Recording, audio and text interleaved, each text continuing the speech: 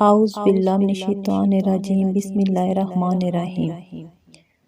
ہمارے پیارے نبی صلی اللہ علیہ وآلہ وسلم کی اولاد، ہمارے پیارے نبی حضرت محمد صلی اللہ علیہ وآلہ وسلم کے دو فرزند تھے۔ ایک کا نام قاسم، دوسرے کا نام عبداللہ ہے۔ ان کے لقب طیب و طاہر ہیں۔ ہمارے پیارے نبی صلی اللہ علیہ وآلہ وسلم کی 4 بیٹیاں تھیں: زینب، رقیہ، ام کلثوم اور فاطمہ الزہرا رضی اللہ تعالیٰ عنہا۔ یہ 6 اولادیں حضرت ختیجہ کبریٰ رضی اللہ تعالیٰ عنہا کے بطن سے تھیں۔ نبی کریم صلی اللہ علیہ وآلہ وسلم کے ایک اور بیٹے تھے، ان کا نام ابراہیم تھا۔ یہ ماریہ قبطیہ کے بطن سے مدینہ منورہ میں پیدا ہوئے۔ پیدائش کے 16 ماہ بعد وفات پا گئے۔ قاسم اور عبداللہ بھی قبل زمانہ اسلام کے وفات پا گئے۔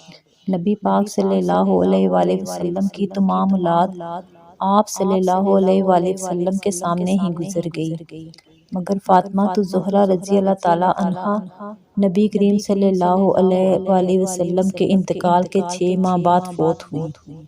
حضرت زینب رضی اللہ تعالیٰ عنہ کا نکاح ابوالعاص ابن ربیع سے ہوا۔ وہ حضرت ختیجہ کبریٰ رضی اللہ تعالیٰ عنہ کا بھانجا تھا۔ حضرت رقیہ رضی اللہ تعالیٰ عنہا کا نکاح عتبہ بن ابی لہب سے کیا گیا۔ اس نے غصے کے وقت کم فہمی کے باعث حضرت رقیہ رضی اللہ تعالیٰ عنہ کو طلاق دے دی، اور اس کے بعد حضرت عثمان غنی رضی اللہ تعالیٰ عنہ سے نکاح ہوا، اور حضرت ام کلثوم رضی اللہ تعالیٰ عنہا کا نکاح بھی عتبہ بن ابی لہب سے ہوا۔ عتبہ بن ابی لہب کے مرنے کے بعد حضرت عثمان غنی رضی اللہ تعالیٰ عنہ نے حضرت ام کلثوم سے نکاح کیا، جبکہ حضرت رقیہ رضی اللہ تعالیٰ عنہا کا انتقال ہو چکا تھا۔ اس لیے حضرت عثمان غنی رضی اللہ تعالیٰ عنہ کا لقب ذو النورین ہے۔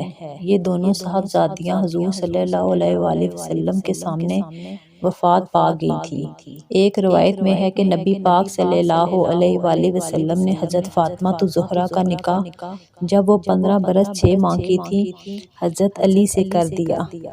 اس وقت حضرت علی رضی اللہ تعالیٰ عنہ کی عمر 21 برس 5 ماہ تھی۔